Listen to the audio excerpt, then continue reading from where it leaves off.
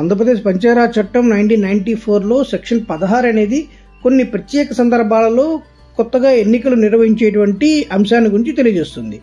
మామూలుగా లేదా కొన్ని ఆకస్మిక పరిస్థితుల్లో ఖాళీ ఏర్పడినటువంటి భర్తీలను పూర్తి చేయడం కోసం మనం ప్రత్యేకంగా కొన్ని సందర్భాల్లో ఎన్నికలు నిర్వహిస్తుంటాం కొన్ని పదవులకి.